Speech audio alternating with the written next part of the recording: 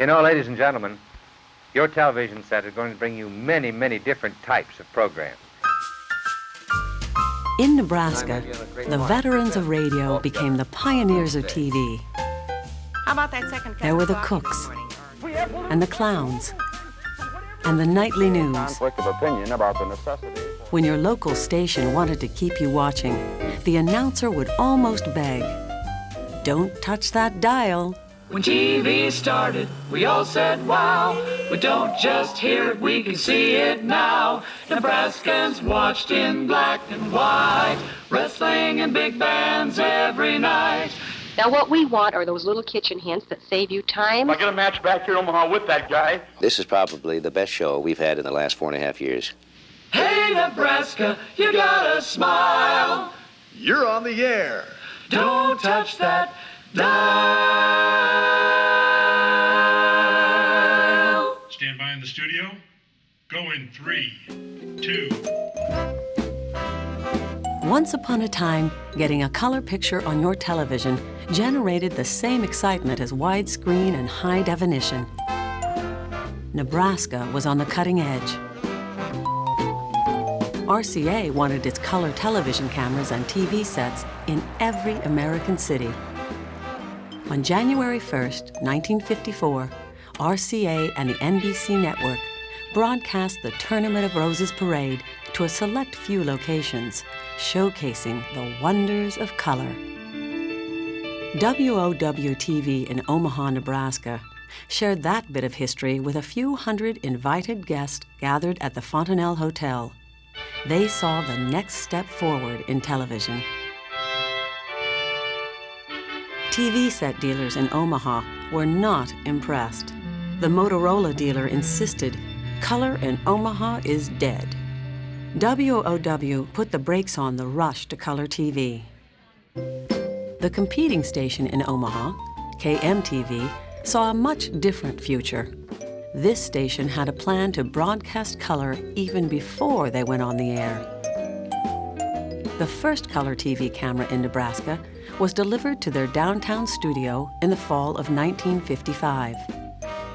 Only 1 week later, the first local color programs hit the airwaves in Omaha.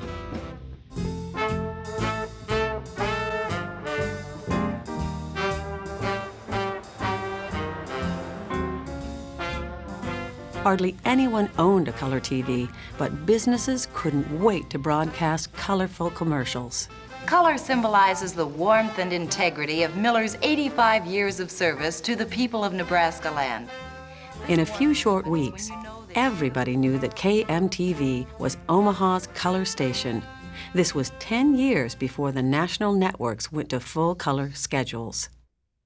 When you look at the fact that they had converted to color by 1955, and that in April of 1955, they were the very first station in the entire country to have sign-on to sign-off, total color, that's amazing.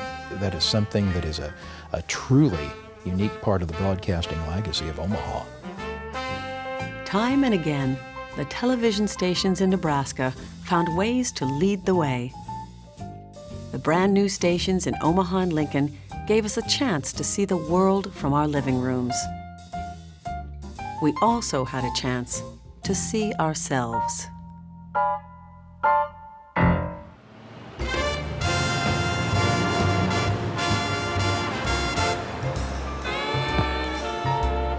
The years after World War II were good to Omaha, the self-proclaimed gateway to the West. 150,000 people and still growing. It remained enough of a cow town to move 6 million cattle through the stockyards every year. It became progressive enough to boast a large and growing white-collar middle-class payroll. Omaha was a city where things were happening. Radio was right in the middle of it. WOW calling. WOW. Those call letters happened to be the initials of its one-time owner, the Woodman of the World Society. It became a powerhouse source of entertainment, from the Dakotas to Texas. In fact, my mother-in-law always referred to WOW radio as turn on Omaha, see what the weather is. That's how WOW was in Omaha. It was Omaha. Be informed. The country competitor broadcast from 60 miles down the road in Shenandoah, Iowa. 960 in Shenandoah, KMA. KMA Radio made famous its owner, the Earl May Seed Company. Just a melancholy echo. Fans loved the mix of homespun entertainment and news geared to Midwest farmers. Earl's son, Ed, ran the station. Actually, the call letters KMA stand for Keep Millions Advised.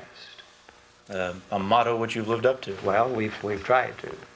That was very important information as family farms struggled to survive on the plains of Nebraska and Kansas and Minnesota and Iowa.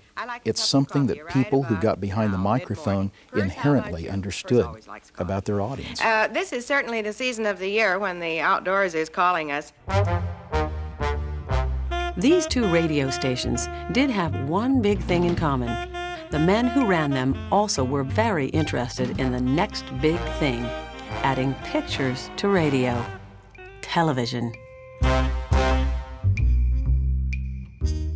It was Johnny Gillen, the sharp-dressed manager behind WOW, who boasted that his company would launch the first TV station in the region. That was 5 years before they went on the air. Sure, he could see the future better than most of us could see the future. And he understood what it could mean. And I think he'd been sold on the idea by the NBC people, who were, of course, anxious to spread the word and to get out here as soon as they could. RCA wanted a new market in Omaha. There was only one problem. None of us really knew what we were doing. We pretty much were flying by the seat of our pants. WOW had to figure out how to turn a bunch of radio people into TV people. So they loaned thousands of dollars of brand new TV equipment to Creighton University. I remember when the camera arrived and the image orthicon tube. And I remember the night we uncrated it. And, you know, it was like you discovered a treasure.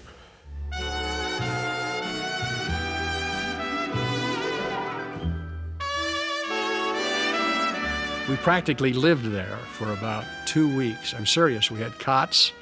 We had refrigerators with food in them, including beer, which helped very much. Writers from WOW Radio produced special little stage plays as demonstrations for would-be advertisers. Actors in front of the cameras remained hidden behind the stage curtain. They could only be seen by the audience on the tiny TV sets receiving the transmission out in the house. That concept, pictures traveling through the air, had to be seen to be believed. Television, just a very few years ago, was never heard of. Science has produced the most wonderful inventions, and I guess the surface hasn't even been scratched. The May family decided the bigger city of Omaha should be home for KMA TV, later assigned call letters KMTV. My dad often said that while years later, as the television business became successful, it's hard to believe that at the time we thought it was a kind of a crapshoot. My father said at the time it wasn't quite as easy as you might think.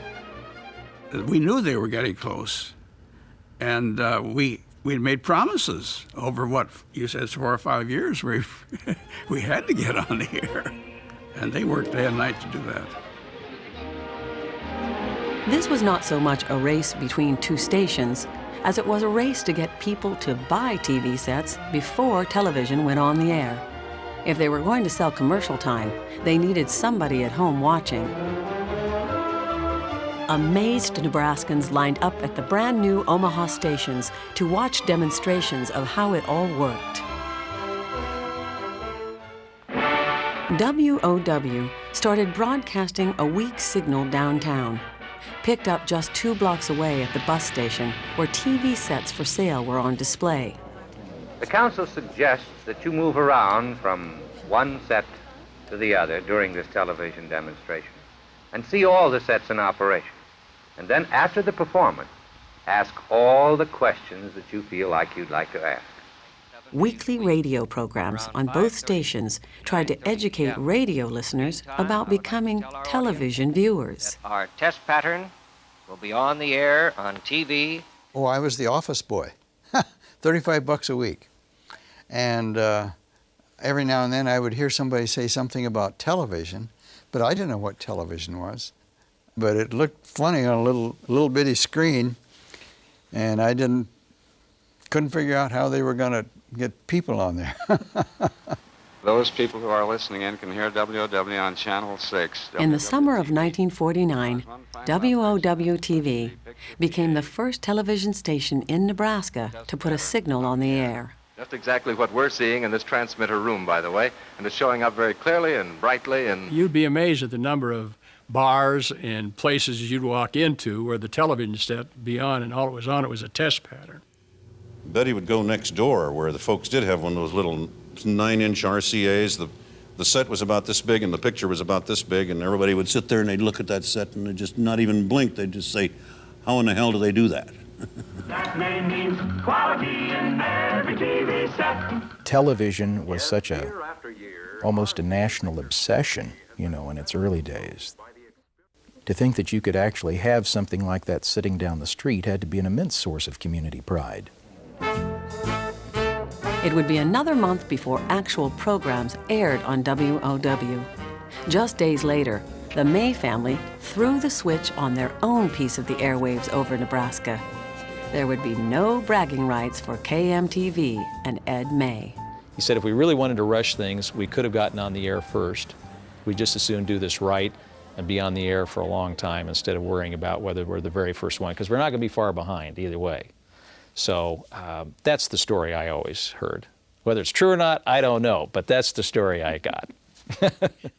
At the time that WOW went on the air, as I recall, I think maybe there were 70 television stations on the air in the entire country. The idea of two stations going on in a community at the same time was almost unheard of. The story almost repeated itself. In Lincoln, 2 TV stations were ready to compete for an even smaller number of viewers. Radio station KFOR got its TV station up and running in 1954. But the Lincoln market also looked promising to a Michigan radio station owner named John Fetzer, an electrical engineer with a vision. The Great Lincoln Land Plan was developed, and as a result, Fetzer created a second Lincoln station, KOLN-TV. He did it with a man he selected to run the place, another broadcast engineer named James Ebel. Here at Channel 10, we have a staff of 18 engineers who work day and night to Ebel and Fetzer made a brilliant business decision, something later made illegal under federal communications law. They bought the competition and created a monopoly. Omaha was trying to infringe on Lincoln because it was bigger, and they thought, boy, we're going to grab Lincoln. And Fetzer says, you aren't going to grab Lincoln. We're going to grab central Nebraska and most of Nebraska, and you can have your Omaha. And that's basically what happened. And they look at this market and say, boy, okay, what can we do? They put a tower at Beaver Crossing, a 1,000-foot tower, to transmit the signals, as far west as possibly could go. KOLN-TV just built a brand new tower out west of town. If you tell me within 50 feet how high that tower is, I'll give you the prize. Now remember, everybody at that time had to have an antenna on their home. So Mr. Ebel gave antennas away, and with the directions to point them west so that they would be receiving the signal very strongly from Beaver Crossing. Well, I'll tell you, it's 1,000 feet. Later, KOLN was able to acquire a station in Grand Island and essentially then cover a good portion of the state. The old 10-11 strong model is just an incredible idea in terms of serving a very rural part of the state. Live on KOLN-TV from the Open Air Auditorium, KOLN TV, Channel 10, Lincoln. We used to call it a license to steal. Money coming in over the transom. Oh, yeah. Everybody happy today. Well, we certainly hope they are, and take a look at that time. 17 minutes until 8 o'clock. Time is fleeting. Time is flying already. Have you had your first cup of coffee this morning? Oh. KOLN used to have in their news an 85 share of the audience. That means for all of the sets that are tuned into television, 85% of the viewers are watching 1011 News. Manager Danny Murtaugh says we'll just play them one at a time and see what happens. And now with a glut of, 500 potential channels, it will never happen again. By the way, the second station in the Fetzer transaction, Channel 12, that broadcast license was given away to the University of Nebraska. It became the state's first educational TV station, the start of the network that became NET Television. As recently as 150 years ago, this vast and beautiful expanse of country, 2 stations in Omaha and another in Lincoln joined a handful of broadcast pioneers that blazed the trail for TV past the East Coast. They made television something that people needed to have in their homes. That's a legacy that I think will probably never be equaled in the history of telecommunications. I'm Johnny Gillen, the president and general manager of radio station WOW. It had to be satisfying for the men who gambled the future of their radio stations that the new medium was here to stay in the Midwest. A lot of you people are seeing for the first time in your own homes television. And believe you me, that television set of yours is going to be the center of things in your home for a long time to come. Now all they had to do was find something to put on the air every single day. Don't touch that dial. Television is the infant industry. That very first day of programming on WOW-TV challenged the patience of the boss and frayed the nerves of the staff. The first voice heard was the young radio announcer, John Carson. Yeah, I was the announcer. I was in the announce booth. Excited, as we all were. And I remember we had a greeting from Senator Robert Taft at that time that he had been kind enough to film, and they sent the film out to WOW, and it got very close to airtime. And the film didn't quite get dry. Television is indeed a new and modern wonder. And as I sat in the booth saying, now here's a word from Senator Taft, you could see the emulsion running down the film. Mr. Taft looked like he was standing in a rainstorm because it hadn't quite dried. I remember that very well. You were hoping that when they hit the transmitter at the time we said they were going to, that everything would happen like it was supposed to, and it did. And we did a day that was to become the format for the day. The following are live studio telecasts. These Midwest stations, so eager to get on the air, signed on before the networks had the cable in place to deliver live programs to Nebraska. The big-name network TV shows, Milton Berle, Burns and Allen, Groucho Marx, they didn't air on a regular basis in Omaha. There was no interconnection between Chicago and Omaha.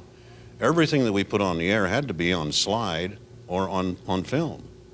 No videotape. Network came to Omaha by kinescope.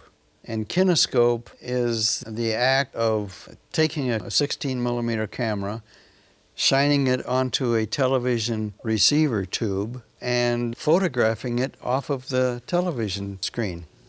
So if we didn't get kinescopes out of New York or Chicago of the network programs, we didn't have anything to put on the air.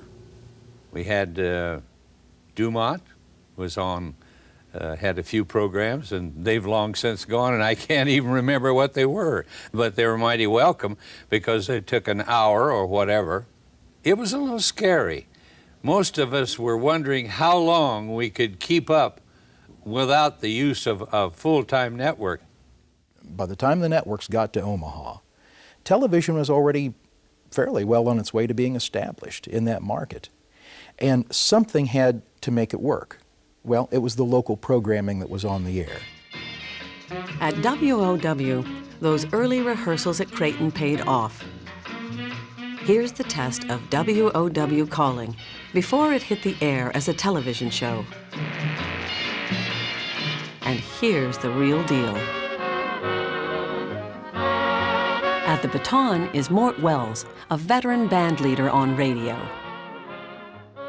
I'll tell you, it was pretty hard to be natural. You know, when they turn that camera on, then you become an actor, which you had never done. Please keep on with WOW calling on television. We and the children like the whole noon hour. We like Skeets Mahoney so well that we named our new Cocker Spaniel after him. Our dog is so cute, and we love him so. Oh, no! Naming a dog after me. Now, Skeets, they said the dog was very cute. I think that's a real compliment. You should be happy. Why didn't they name it Fido or Prince? Now, please, Betty, don't stir him up anymore.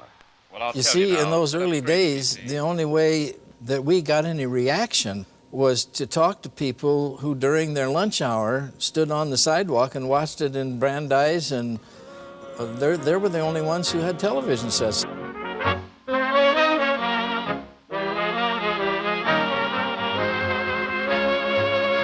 Fine going, men. That noon hour at Channel 6 from 12 to 1 was very exciting. The broadcast day started at noon on Channel 6.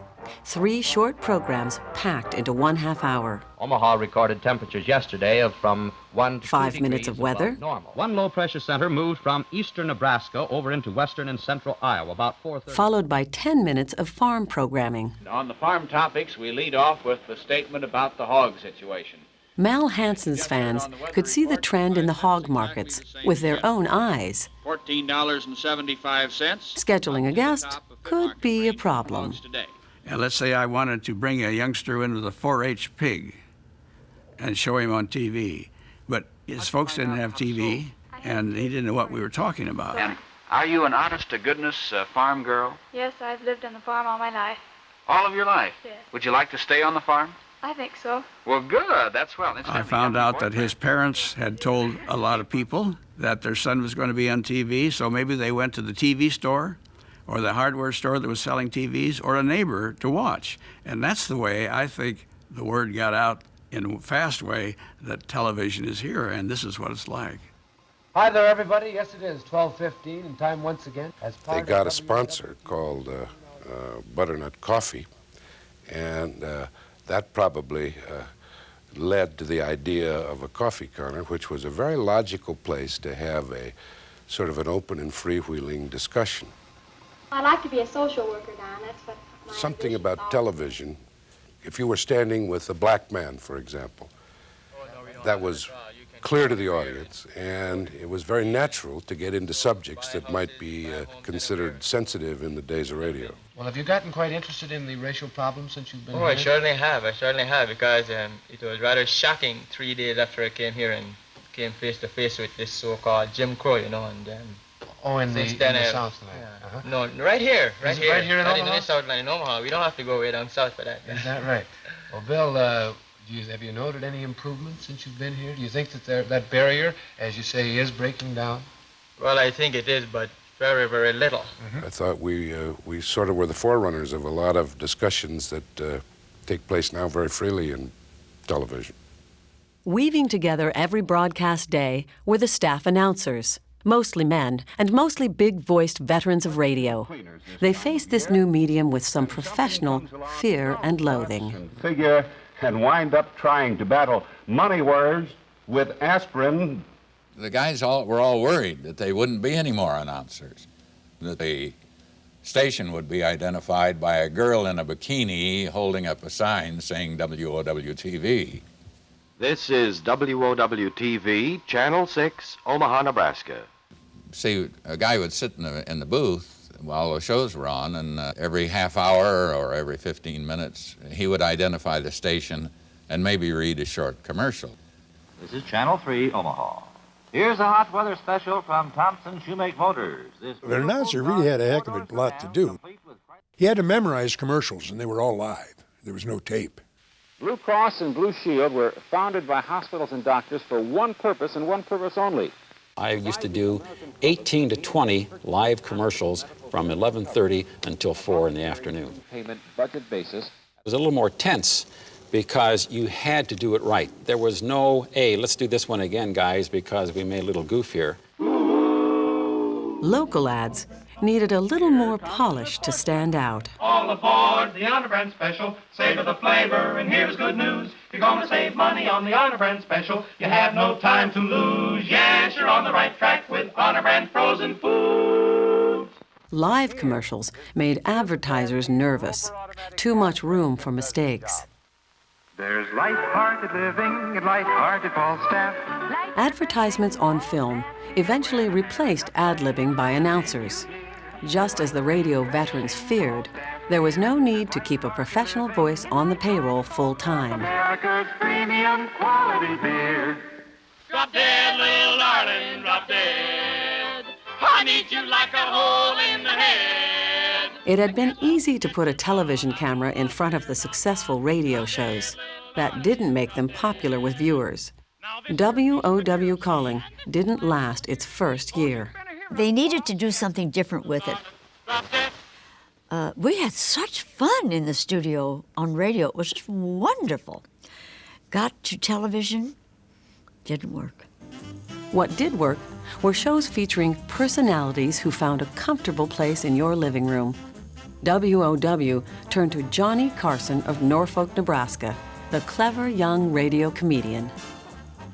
He was a going concern. He'd had no TV experience when he came here, but he was a good staff announcer and a great showman. There was an announcement put up beginning Monday at 4 o'clock. John Carson, I didn't work under Johnny much then. John Carson will do a 1-hour television show, I believe from 4 to 5 or 3:30 to 4:30 starting Monday. That was my notice. And he said to me, "What am I going to do?" He said, "In New York, a guy's got a 1-hour show. He's got 50 people to help him, and I don't have it." He said, "I'm all alone." My name's Johnny Carson, and this program is called The Squirrel's Nest, sometimes Family Matinee, and sometimes quite a few other things. And He filled the time between short films, cartoons, and sometimes local talent. The holly green, the ivy green, the prettiest picture you've ever seen is Christmas in Killarney. And there was no budget, literally no budget for it, except to pay for the people who were doing the show, and Carson too. But in terms of a budget for production, it just wasn't there. We had to go out and scrounge. We'd scrounge up people who were in town, get them to come in. How you doing, Al? Merry Christmas. We had an invited studio, not an invited studio audience, probably a forced audience. We went out and corralled people off the street. Let's see, I'll tell you what. We set them on folding chairs in the studio, and we started. Short of rehearsal a little bit, A segment of Family Matinee called The Squirrel's Nest highlighted Carson's comedy. Jingle bell. I might have done a little magic at that time, maybe some ventriloquism. And then we would start the turtle race, which I thought was wonderful, because you could kill, as I said, 10 minutes with it.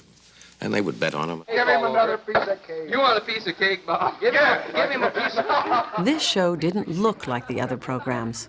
Those were radio just put in front of a camera. Johnny Carson recognized that people were not just listening. They sat down and watched. He had ideas all of his own, and there weren't very many people of his caliber available. With so few people watching, it's hard to call Carson's first show a hit, but it got Omaha talking. Letters started showing up in the local television magazine. We think there are several very fine local personalities on TV, but deliver us from Johnny Carson. What a bore. Mrs. A.F. Aldous of Omaha. The world's in quite a botched-up situation. December, Christmas Day, 1950. We certainly hope that by next Christmas, in 1951, that peace on earth and goodwill toward men will certainly be the thing.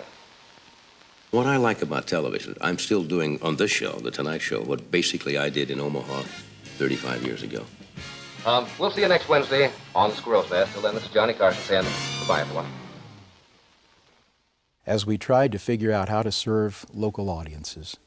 We found formulas that today still work. We still understand the importance of localism. We still understand the importance of the one-on-one concept of delivery that people like Martha Bolson, for example, pioneered with her viewers and listeners earlier on radio. Daytime radio belonged to Martha Bolson. Her boss, John Gillen, called her the top-notch girl in her field and made her the first woman on television in Omaha. Of course, this kitchen is a part of WOW-TV Channel 6. If there was one audience that stations could bank on from the start, it was women. In the 1950s, they stayed close to home, cooking, cleaning, caring for the kids. That television set proved to be pretty good company. They were an audience advertisers wanted to reach because they did the shopping for meals that were still home-cooked. And yes, you're right. We didn't have all the prepared foods nor TV dinners or anything like that. And there weren't as many married women working, mothers working as we have today. So they were doing more cooking. They were interested in cooking and canning and freezing.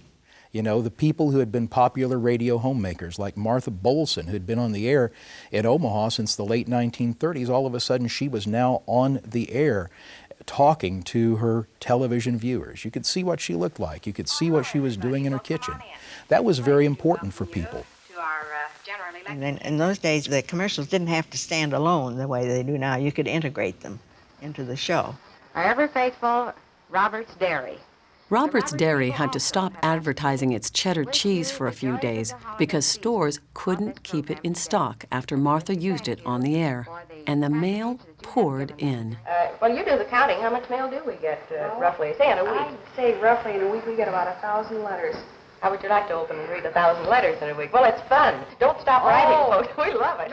My wife would listen to that show, and I'm almost sure that that night that I got home, I would have something that Martha prepared, because after the show she'd go out and buy the necessary ingredients if she didn't have it. But some of the unusual ones that we've had, particularly during the hunting season, were the recipes on how to cook a coon.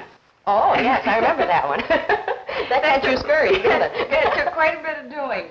Martha Bolson proved to be such an institution. Isn't that a pretty table? She would end up hosting cooking segments on all 3 Omaha stations. It's a wonderful day. Good afternoon, everyone. She and the other TV homemakers were the pioneers for women on television. Escapades of 1953 that's going to be at the When you try Dref, notice the richer suds, how grease simply vanishes. Who's your consumer? That's what they've got to think about all the time. And that's not all, ladies. Every time you use Dref, you'll see your dishes shine. When the fight got going really strong, you had to remember that, and whatever it took, even hiring women. That's what happened. It's a myth that everyone in town watched these pioneer programs on Nebraska television. In fact, the very first television rating surveys done in Omaha show that national network programs lured audiences away from the locals pretty quickly. What? I think that conditional pink slips had been issued to most of us with the proviso that if we didn't do such and such or make such and such a goal within a certain period of time, that they were just going to cut back tremendously. Didn't have to do that, thank the Lord. So it took a lot of courage for the investor to really see the future of the medium.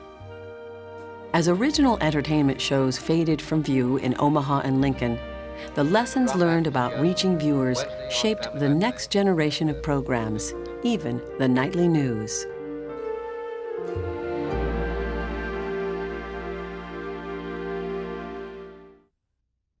Don't touch that dial. Now all of a sudden the referee has been knocked down. Could there be a better example of creating television personalities that people cared about than in professional wrestling? If Max Clayton can't get a referee down here to referee a match right, then I don't want any referees. I won't come back to Omaha and wrestle anymore. Killer Kowalski, Hans Schmidt, and Vern Gagne. He would do anything. He'd break all the rules, and we had our battles. I did lose some teeth with him. I think I broke his cartilages in his knees. Wait a minute! There is the pile driver. But you saw I was in here a little while ago trying to get that belt. He's going to get over my dead body. I'll tell you that. KETV, the new Omaha station in town in 1957, took the wrestling cult of personality and made it a local program. Without television, wrestling, just wouldn't exist. And in the beginning, television had a hard time existing without wrestling. On summer nights, Channel 7 televised every hammerlock and sleeper hold live from their own parking lot. Gee, we just had all kinds of people would stop and watch those matches. I think we stopped traffic out here on Douglas, and it was fun. It was fun to do, and of course with the Channel 7 being new. This was the station started by the Staid and Gray local newspaper, the Omaha World Herald. As you know, I used to live out here. These owners made a keen business decision that recognized that money could be made adding a third TV station to the dial in Omaha. By the time KETV kicked off its premiere with a big parade, networked shows ruled the airwaves. It was James Garner, the star of Maverick, that drew the crowd. In the sports news tonight, through the next couple decades, only 3 types of programs would find a regular home on local television in Nebraska. They could invite a child's TV friends right to their living room. They shared the local news as it happened. They also brought audiences to big events, on location, live. We tried anything. We never backed off from something. We found a way to do it. Batter, the count is 2 balls and 2 strikes. He's standing in on the right side. He has 1 hit so far tonight. There's the pitch. It's a swing and a miss. He strikes out. A broadcast on location put television cameras in front of people who would soon be buying TV sets.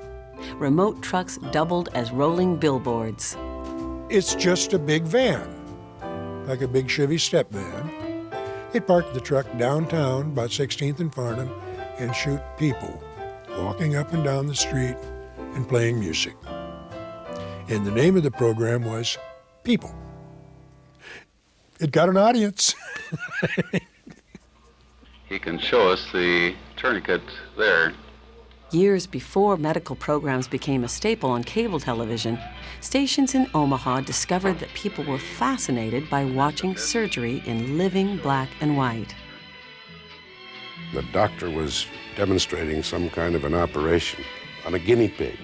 Well, halfway through the operation, the poor little fella died, so I can remember crawling on the floor with a new guinea pig to try and slip it in there without anybody seeing it so that this poor surgeon didn't lose his reputation as a as a good doctor.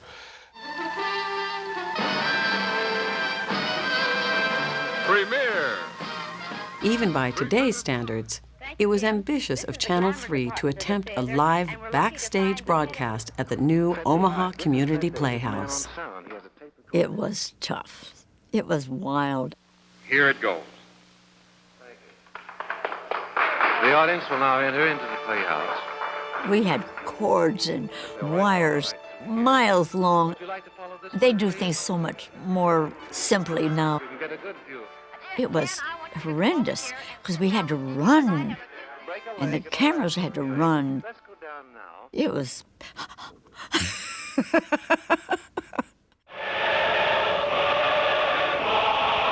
For every TV moment that was uplifting, Spills, thrills, and kills. there were 100 more when it was just silly. There's no harm done, he says. So it was until 1952. That was the year a flood like no other changed the way Nebraska saw television.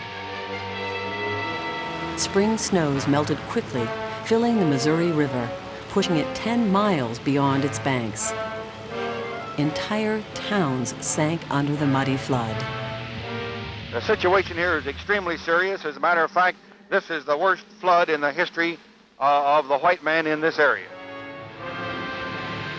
Omaha and Council Bluffs mobilized thousands of volunteers to fill millions of sandbags. Cameras from 2 television stations shared with the city and the rest of the country a desperate attempt to manufacture a miracle.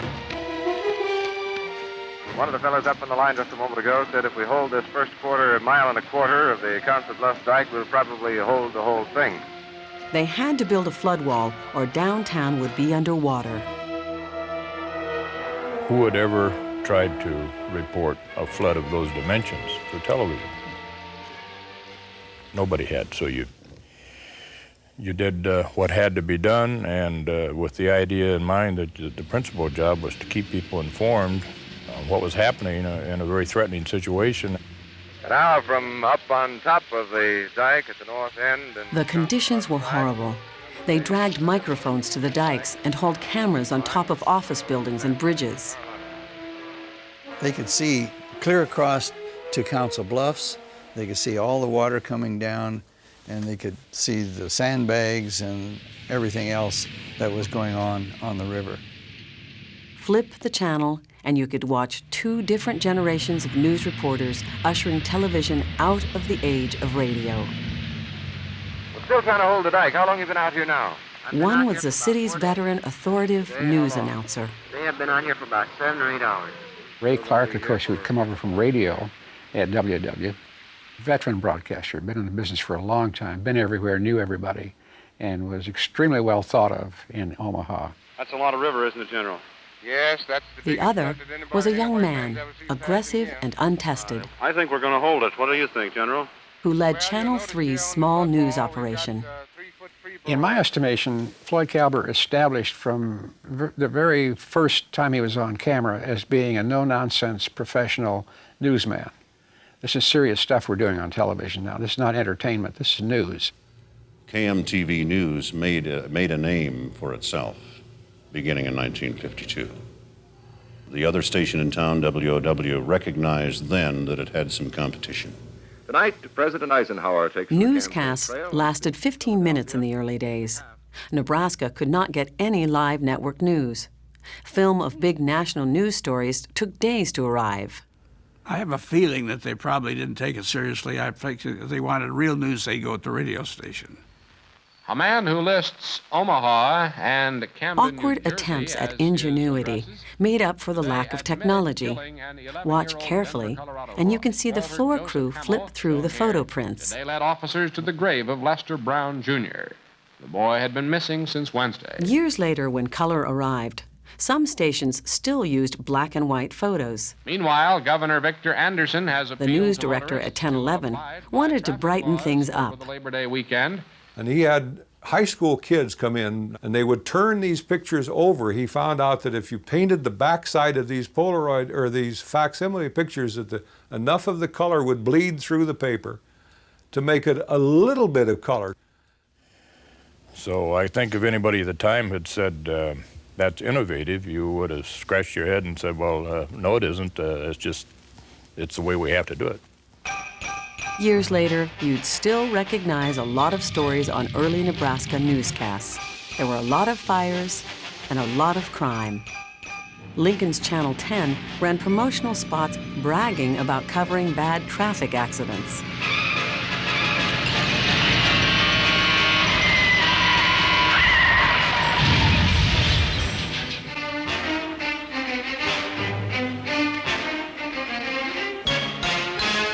There's more to reporting the news than meets the eye, and channels 10 and 11 do it best.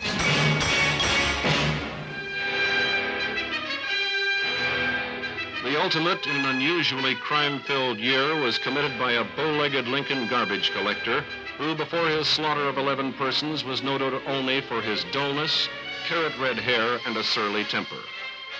Newsroom ethics and sensational reporting collided head-on in 1958.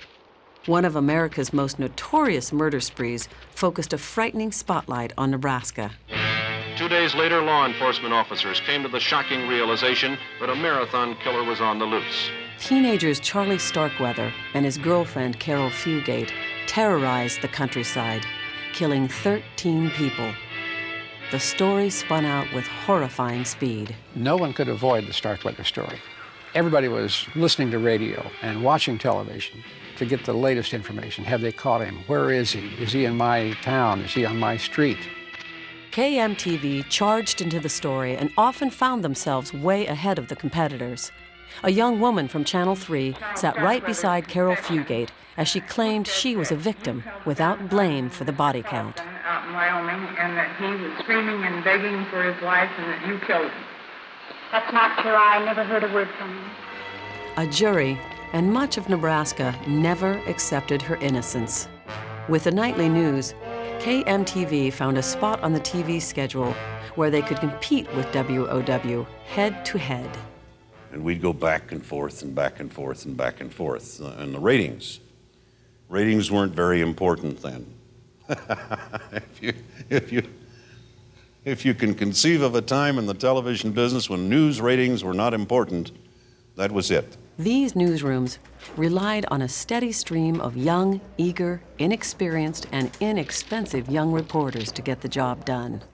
I came here just on my hands and knees begging for work. I was being married. I had debt from the university. My back was against the wall. I was really up against it. I had no prospects for a job.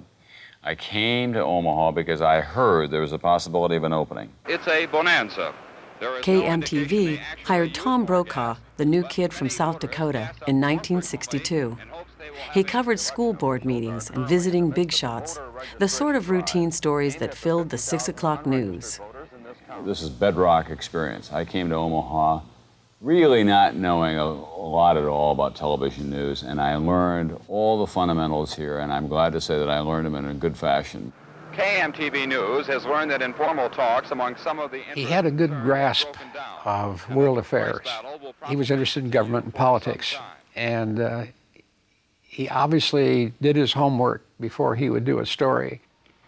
In many of the flood-ravaged regions, scores of Brokaw's boss never thought he was ready to take over as anchor of the high-profile news at 6 o'clock. Boats.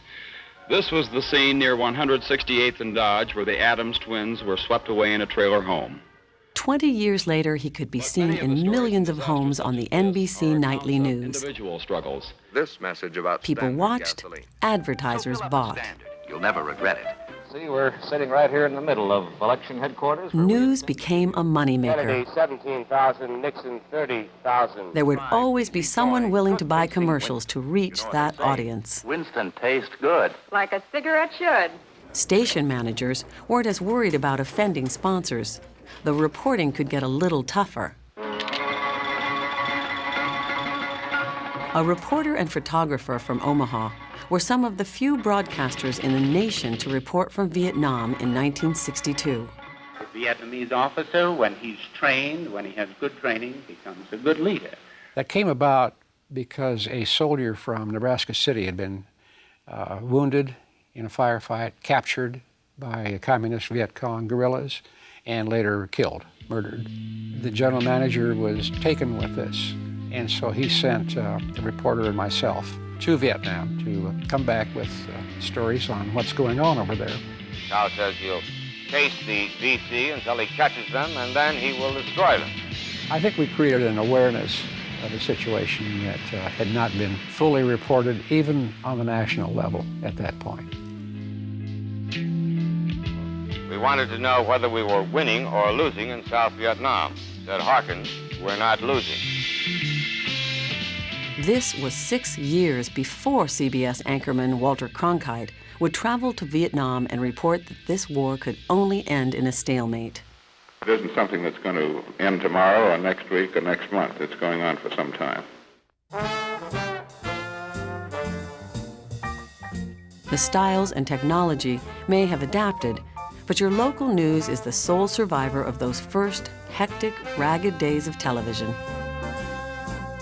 One type of program still triggers the fondest memories from anyone who sat in front of a TV in the 50s and 60s. Hi there, I'm Bozo the Clown, and it's time for Circus Fun and Adventure, so stay tuned! Almost all of the local television stations had a local kids show. Number one, it was cheap to do because it didn't pay the talent much of anything. So you had your Bozo the Clown. Be sure you stick around for Bozo the Clown and all the circus friends in Fun and Adventure. Will you do that? You had people all over the country that were usually already employees of the station. Well, hi, boys and girls. This is Silent Orb right here, and I'm Sheriff Bill. It was really our job and Sheriff Bill's in Silent Order to corral the kids, as it were. It's okay, you're here, be comfortable, and we'd show cartoons. Well, riders, as you can see, we have our special guest back on the program again today. And Roy, it's indeed an honor to have you back. It's my pleasure, Bill. They drove in from North Platte, Nebraska, to have their 15 minutes of fame, as Andy Warhol would say, on Cartoon Corral in Lincoln, Nebraska. And then they could say hi to the Grandma Binkelman. Hi, Grandma Binkelman. It was a big deal. Just look for the big cellophane wrap and the gold band inside. The local stations were making money Peter Pan and Rich Spread. because the hosts were selling commercials. We get moseying on here because we want to... It's not expensive to produce a local show when you're only paying your host $10 a show, which is what I got paid. When Sheriff Bill retired and KOLN needed a new kids show host, they turned to a woman hosting their morning show, Lita Powell Drake. I was Calamity Kate, the West's only lady sheriff on Cartoon Corral. And I started in 1967 and went off the air in 1982. I didn't want a Western setting. I wanted to change it. Right at this point in time, they're going to the moon. I mean, going to the moon in rocket ships. I wanted to be a rocket ship lady. And I was a licensed pilot, so I could envision myself in a silver lame suit, you know, and have a rocket ship, and that's what I wanted to be. Local kids' programs stayed on the air for another decade. They weren't only silly collections of cartoons and clowns. Programs like Television Babysitter with Betty Abbott and Miss Jean's Storytime gave lots of Nebraska kids their first taste of books, music, and a little bit of fame. They made us feel like they were our friends. We liked the people. They were people who made us laugh. They were people who made us proud of ourselves.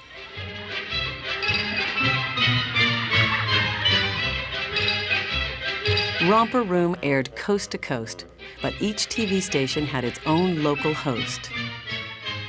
I remember when Miss Virginia called out the name of Stevie Smathers in Selma, Kansas.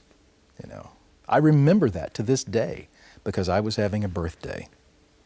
Wow. We can't get that in media anymore. That was a unique part of that era because you dared localize your TV shows that much. The broadcast world was changing and going global. When AT&T launched the Telstar 1 satellite in 1962, the world saw live television from across the Atlantic Ocean for the very first time. The New York skyline on the Atlantic Ocean, and that's the Brooklyn Bridge. On the west, 3,000 miles away, San Francisco. When WOW-TV got the first videotape machine in Nebraska, producing commercials got cheaper and covering breaking news got faster. Network primetime programs attracted and created big stars. A fighter named Casey. His enemies, death, disease, and any man who stands in his way. Picky fans would never quite settle for homegrown shows again. Every week on ABC. There was no question about the quality of their shows compared to what we could produce. We didn't have the people, we didn't have the equipment, we didn't have the money. There were a few more attempts at using hometown talent for entertainment programs. But once the soap operas took off, even local daytime staples began to fade away. Let me show you. We are not here to dictate programming. The Federal Communications Commission wondered if TV stations were doing enough for their communities. Omaha was not chosen by chance. As a test case, Omaha became the site of hearings that drew national attention. I think, first of all, we certainly we have authority to investigate. This was around the time one FCC commissioner labeled television a vast wasteland. In Omaha, the commission determined that television was actually doing a pretty good job, compared to a lot of other cities. My 6 years with the Omaha television stations has been very excellent. The federal government quickly gave up any thought of forcing local stations to once again produce local programs. I was just looking over the rundown of the guests on The Tonight Show tonight. The days when an entertainer could host a program on local television seemed to have left the day Johnny Carson moved out of Omaha to find his fame on NBC. Too much. I hope the dress doesn't fall off like it did last time. Carson wasn't the only one to leave a mark on the national scene. On Channel 3. And I think it's testimony to KMTV and certainly to the rest of Omaha that people who have passed through this city working in broadcast journalism have gone on to do pretty well. There are no outbreaks. Tom Brokaw's training ground also shaped the national careers of Floyd Kalber as an anchor for NBC and Steve Bell for ABC News.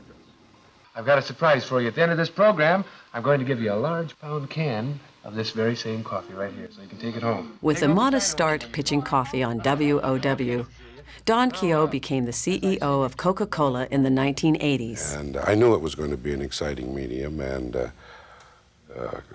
my God, who would have believed what's happened to it? Nebraska may not have changed the course of broadcasting, but those pioneers can claim a niche in the history of this business. Here were a group of amateurs who found a way to apply their own unique stamp to programs that people remember to this day. There was a commitment to community that was remarkable beyond what government regulation required. Where all of you will be able to go and get your Sabin oral vaccine. They created a bond with viewers which has never been replicated. It's not so much even localism as much as it is just understanding audience and understanding community that made early television so good. I like to say that we invented local television news right here in Omaha. And now, with the information technology having exploded and 500 channels from which to choose, it'll never, ever happen again. No one station will ever have the kind of power that we reveled in those early days of the really, truly golden age of television. I hope that in the Broadcasting Hall of Fame, The Milton Berle Show, the Cooper I hope there's a place for the Johnny Gillens at WOW or Owen Sadler at KMTV. And when you look back and you look at how brave some of their business decisions were, and really how far-sighted some of their business decisions were, it's amazing that their prophecies about television pretty much came true. And believe you me, that television set of yours is going to be the center of things in your home for a long time to come.